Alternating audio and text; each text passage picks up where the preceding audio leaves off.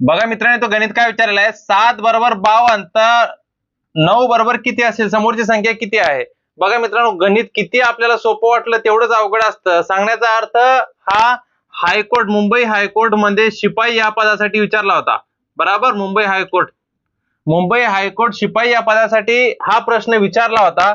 जर तुम्ही चांगलं लक्ष देसाल, आपल्याला वाटतं प्रश्न छोटा आहे किंवा काही जणांना ज्यांचा अभ्यास झालेला असेल त्यांना बेसिक वाटेल, पण ज्यांचा अभ्यासच नाहीये त्यांना काही प्रश्न खूप अवघड वाटतात मित्रांनो. पण मी बेसिक पासून तर अवघड लेवल पर्यंत सगळे ट्रिक पद्धतीनेच गणित समजावून सांगत असतो.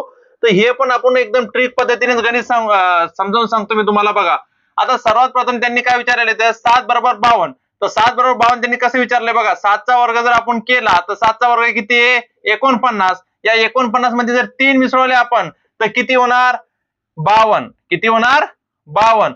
समोरची संख्या किती आहे, 9. 9 चा वर्ग किती मित्रांनो, 9 चा वर्ग आहे 81.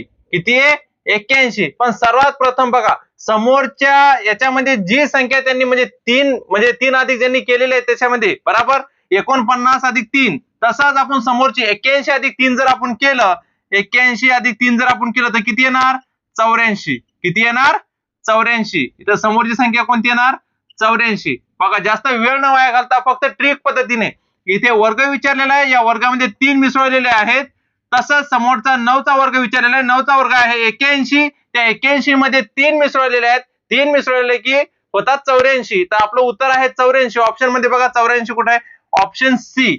जास्त वेळ न वाया घालता फक्त ट्रिक पद्धतीने जर गणित सोडले तर वेळेच्या आत आपण कोणतेही गणित सोडू शकतो मित्रांनो. जर व्हिडिओ आवडला तर व्हिडिओला नक्कीच लाईक करा, चॅनलला नक्कीच सबस्क्राईब करा, मित्रांपर्यंत जास्तीत जास्त शेअर करा. थँक्यू.